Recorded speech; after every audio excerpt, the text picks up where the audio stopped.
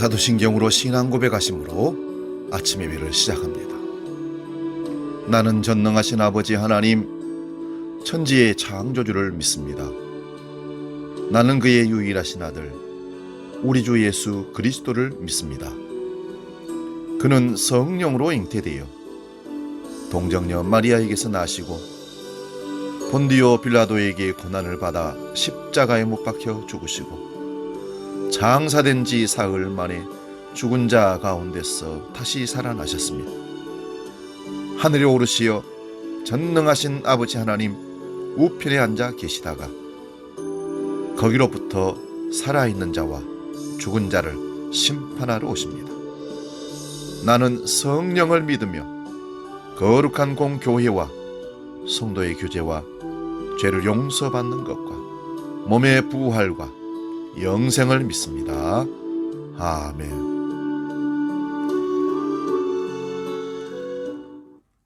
찬송가 204장, 주의 말씀 듣고서 함께 찬송하고 말씀 상고합니다.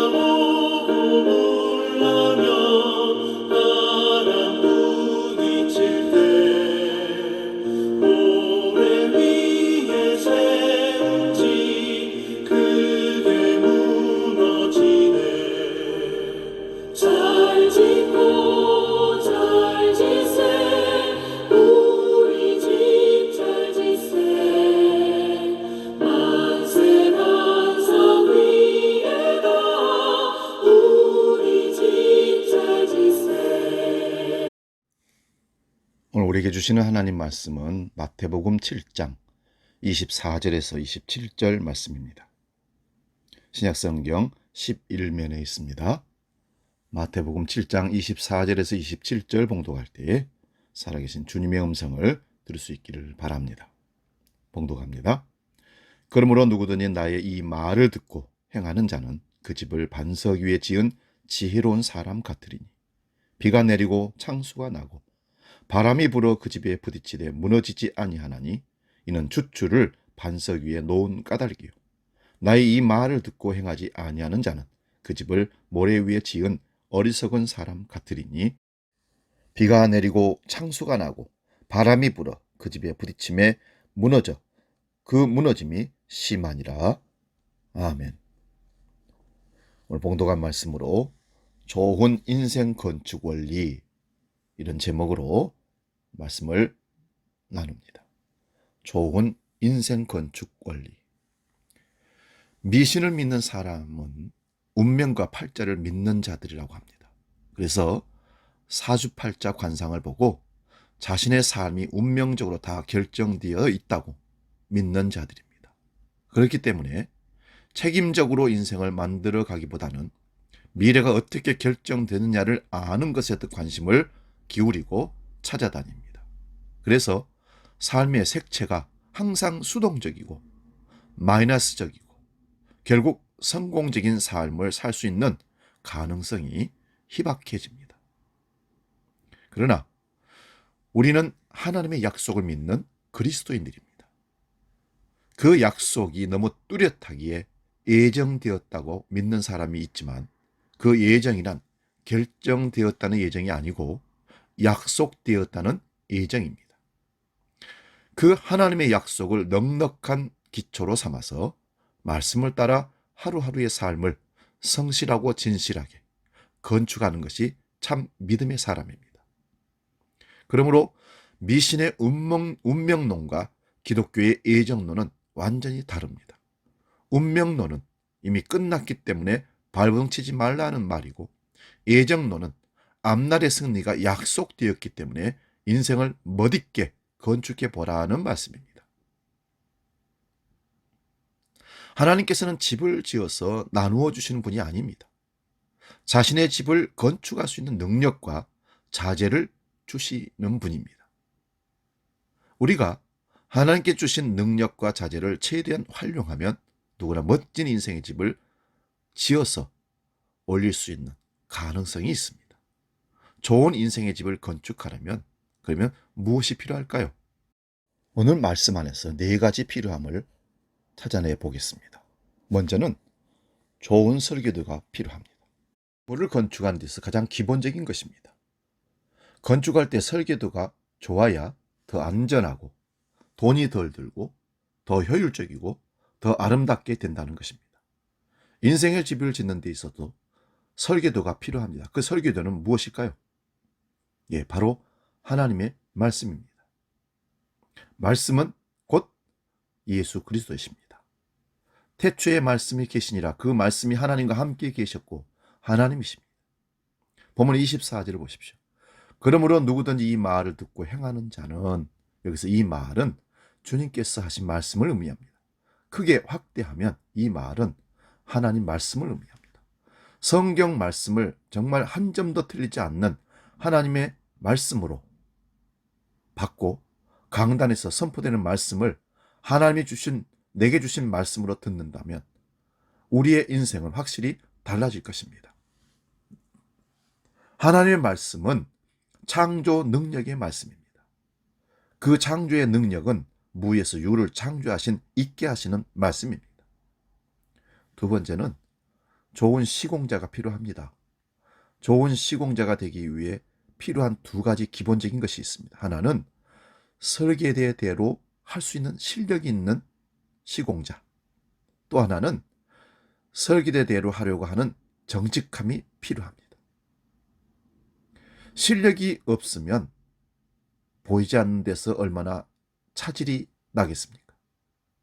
나중에는 보수하고 관리하는 것이 돈이 더 들게 됩니다.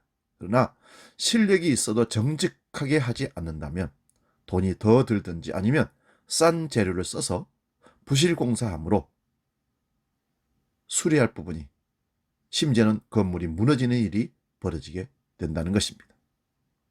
그런데 인생의 집을 건축할 때도 좋은 시공자가 필요합니다.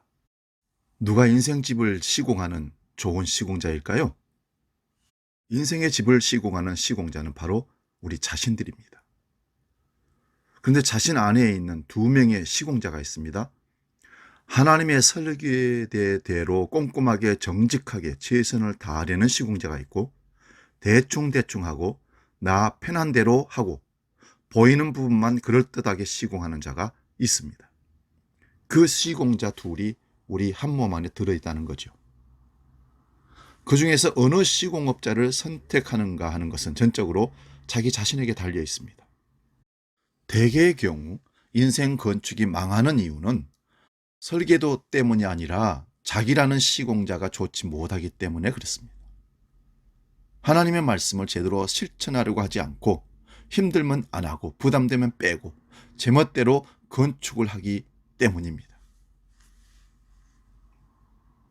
본문 24절 말씀 다시 한번 보십시오. 그러므로 누구든지 나의 이 말을 듣고 행하는 자는 그 집을 반석 위에 지은 지혜로운 사람 같으리니, 설계도대로 그대로 행하는 자는 튼튼한 집을 지을 수 있다는 말씀입니다. 여러분, 힘들고 어려워도 하나님의 말씀대로 시공하는 분들 되시기 바랍니다. 그러면 정말 쓸모있는 인생의 집을 건축하게 될 것입니다. 세 번째는 좋은 땅이 필요합니다. 설계가 잘 되고 시공도 좋았는데 땅이 진흙땅이라면, 모래땅이라면 안 됩니다. 튼튼한 반석 위에 집을 지어야 합니다. 그래서 먼저 건축할 때 항상 기초를 먼저 다집니다. 그런데 인생 기초에 있어서도 기초가 중요한데 그 기초는 무엇이 되어야 합니까? 반석이 되어야 합니다. 반석은 누구를 상징합니까? 바로 예수 그리스도를 상징합니다. 그러면 24절에 나오는 반석 위에 집을 짓는다는 말은 무슨 말입니까?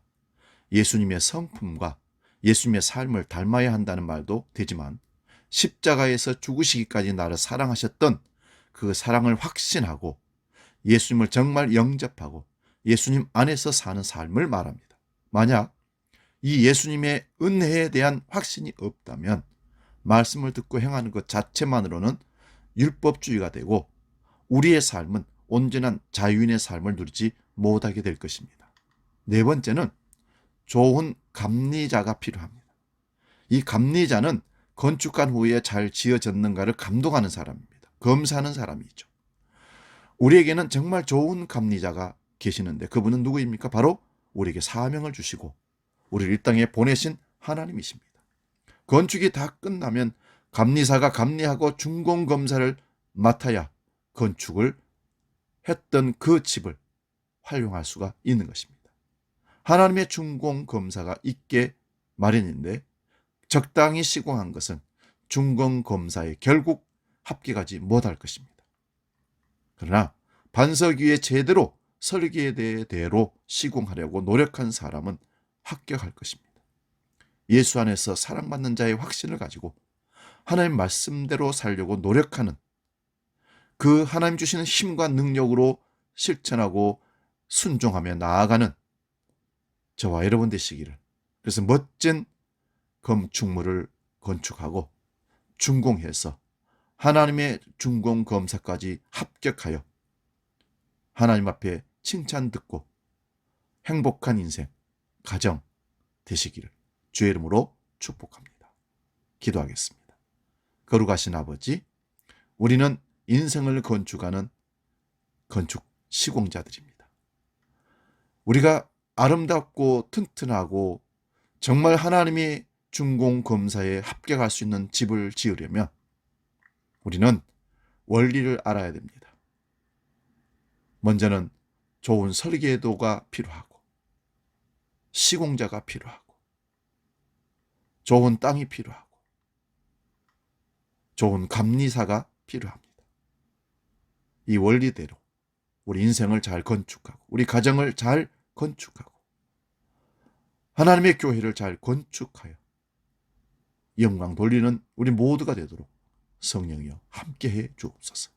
이제는 우리 주 예수 그리스도의 은혜와 아버지의 크신 사랑과 성령 하나님의 도우시고 깨닫게 하시고 보호하시는 은총의 역사가 좋은 인생 건축으로 하나님께 영광 돌리며 하나님이 기뻐하시는 준공검사를 통과하기를 원하는